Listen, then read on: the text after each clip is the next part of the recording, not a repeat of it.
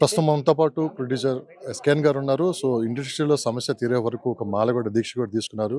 So, త్వరలోనే ఈ ఇండస్ట్రీలో సమస్య కూడా పరిష్కారం అవుతుందని చెప్పి కూడా ఆయన ఆశిస్తూ ఉన్నారు. ముందుగా మీరు ప్రొడ్యూసర్స్ నుంచి కూడా ఈరోజు చాలా బాధలైతే చెప్పారు. ఈరోజు నిజంగానే చాలా రోజుల నుంచి మీరు ఓపికతో ఉన్నట్లు కూడా కనిపిస్తుంది. అంటే కార్మికులు కూడా ఒక మొండి వైఖరితో ముందుకెళ్తున్నారని కూడా మాట్లాడడం కూడా జరిగింది. సో, మొత్తం మీద ఈ సమస్య ఎప్పుడు పరిష్కారం అయ్యే అవకాశం ఉంది? కార్మిక సోదరులది కూడా మొండి వైఖరి కాదండి.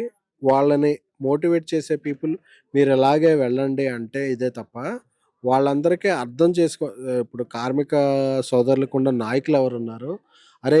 ఉన్న బిజినెస్ ఇది, ఉన్న పరిస్థితులిది అని వాళ్ళని ఎడ్యుకేట్ చేసి మోటివేట్ చేయాలే తప్ప, శ్రామికుల ఐక్యత, కార్మికుల ఐక్యత వర్ధిల్లాలి అని పట్టుకెళ్తే వాళ్ళు కూడా అదే స్లోగన్ అందుకుంటున్నారు తప్ప, అరే! మనం సినిమా తీస్తున్నాం. ఇది ఎవరు కొనుక్కుంటున్నారు? దీనికి ఎవరు ఆడియన్స్ వస్తున్నారు? అనేది కార్మికులు అర్థం చేసుకున్న రోజున ఇదేనండి. ఇక్కడ కార్మికులది కాదు, నిర్మాతలది కాదు. మధ్యలో కార్మికులను వాడుకోవాలన్న దళారులది. వాళ్ళని తమ స్వప్రయోజనాల కోసం వేరే విధంగా మోటివేట్ చేస్తున్న మిడిల్ పర్సన్‌దే తప్ప, నిజమైన కార్మికులు ఎవరు కూడా నాకు సమ్మె కావాలనుకోరండి. ఆళ్ళందరికీ కూడా వాళ్ళు చాలా కష్టపడి పనిచేస్తారు ఒక సినిమా కోసం.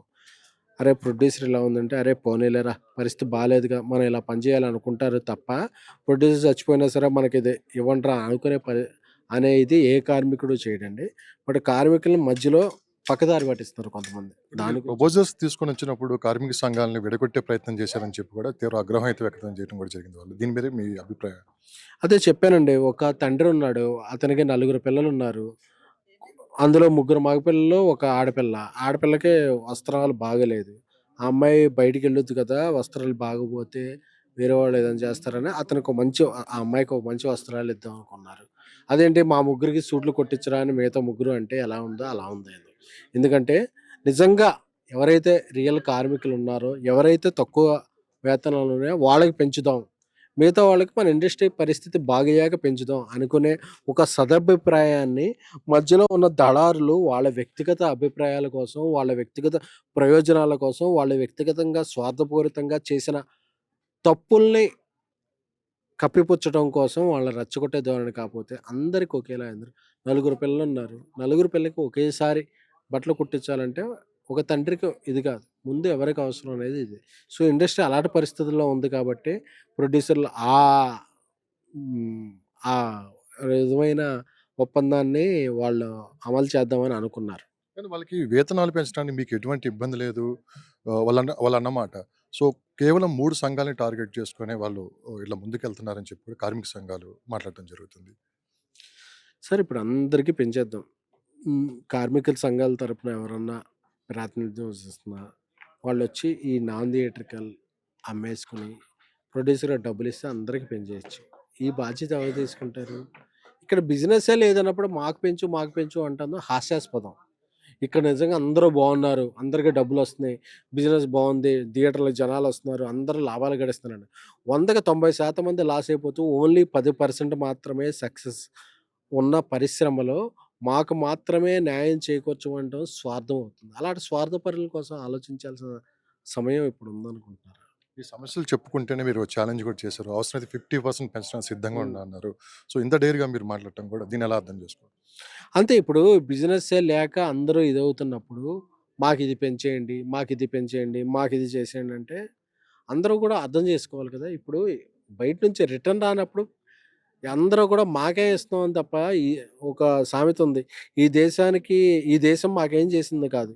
ఈ దేశానికి మేమేం చేసాం అన్న నానుడిలాగా ఇండస్ట్రీ మాకేం చేసింది ఇండస్ట్రీకి మేమే ఇచ్చాం అనేది.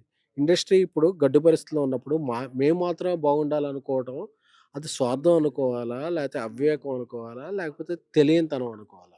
బయట నుంచి టెక్నీషియన్‌లు తీసుకొనొస్తే అడ్డుకుంటాం అని చెప్పి కూడా ఈరోజు ప్రకటన కూడా చేయడం జరిగింది. అన్ని 2020 సినిమా షూటింగ్ బంద్ చేస్తాం అని చెప్పి ఈరోజు 2022 అగ్రీమెంట్ ప్రకారం మీరు ఫస్ట్ పాయింట్ చూసుకుంటే, నిర్మాత నచ్చిన వాళ్ళతో ఆయనకి వచ్చిన వాళ్ళతో పని చేసుకోవచ్చనే నిబంధన ఉంది. ఈ నిబంధన ఎందుకు తొక్కిపెడుతున్నారు? ఇప్పుడు నాకు ఒక సినిమా ముందుకెళ్ళాలంటే నాకెవరు ఇదే ఒక అమ్మాయి పెళ్ళికుందంటే, ఆ అమ్మాయి నలుగురు స్వయంవరానికొస్తారు. అందులో ఆ అమ్మాయి నచ్చిన వాళ్ళకి ఆ అమ్మాయి ఎంచుకునే అవకాశం లేదా? మేము ముగ్గురం సిండికేట్ అయిపోయాం. మాతో పెళ్లి చేసుకోండి. మా ముగ్గురిలో ఒకళ్ళని పెళ్లి చేసుకో, లేకపోతే నువ్వు పెళ్లి కాకుండా జీవితాంతం ఉండనే తత్వం ఇదవుతుంది తప్ప, ఆ అమ్మాయికి చాయిస్ లేదా? వాయిస్ లేదా? ఇప్పుడు ఇండస్ట్రీలో గడ్డు పరిస్థితి ఉంది. మాకు నచ్చిన వాళ్ళతో మేము పని చేసుకుంటాం అనుకుంటున్నాం. అలాంటప్పుడు మీరెందుకు రుద్దుతున్నారు? ఇది ప్రపంచంలో ఎక్కడన్నా ఉందా? మాకు మేమందరం ఒక యూనియన్ అయిపోయాం కాబట్టి డబ్బులిచ్చేవాడు మాకు ఇలాగివ్వాలి. ఇస్తేనే మేము పని చేస్తాం అనేది ప్రపంచంలో ఎక్కడా లేదు. ఇక్కడే ఉంది. ఏ రోజుకి ఆ రోజు పేమెంట్లు సాధ్యమేనా? ఇప్పుడు మన నాన్ థియేట్రికల్స్ ఇయన్నీ అవుతున్నాయండి. వాళ్ళు సంవత్సరం పాటు ఇస్తున్నారు ప్రొడ్యూసర్‌కి. సో, ఏ రోజుకి ఆ చోటకి ఇది ఏటీఎం కార్డ్ కాదు. ఇది ఒట్టిపోయిన గేదె. సో, మేము స్వైప్ చేసి ఇచ్చేయడానికి అక్కడ డబ్బులు లేవు.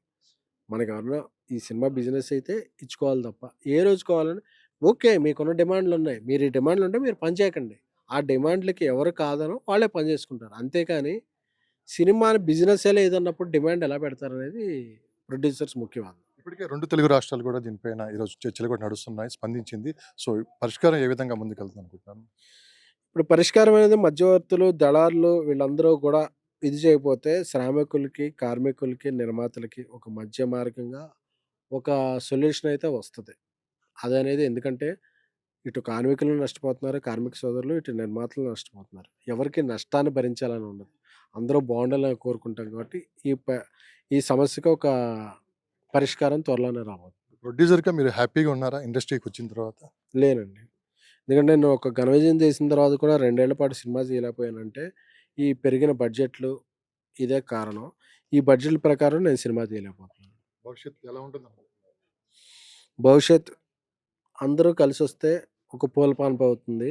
లేదు ఇలాగే సమ్మెలు, స్ట్రైకులు అనుకుంటే అగమగోచరంగా ఉంది. ఈ సందర్భంగా కార్మిక సంఘాలకు మీరేం చెప్పాలి? అందరం బాగుండాలి. అందరూ బావుండాలి. అందులో మనం ఉండాలనుకున్నట్టు ప్రొడ్యూసర్‌లు ఎవరు కూడా 250 సినిమాలు రిలీజ్ అయితే 200, 225 సినిమాలు చిన్న, మిడ్ టైమ్ సినిమాస్ ఉంటాయి. ఆ సినిమాలకి బిజినెస్ అది చక్కగా లేదు. లేదు కాబట్టి అందరూ సహకరించి మనకు వచ్చేదే ఇంత ఉందన్నప్పుడు అందరం ముందుకెళ్ళాలి. అంటే వాళ్ళు బావుండాలి. మనం బావుండాలి. అలా అందరం ముందుకెళ్ళిన రోజు ఒక జీవనాన్ని సాగించగలం.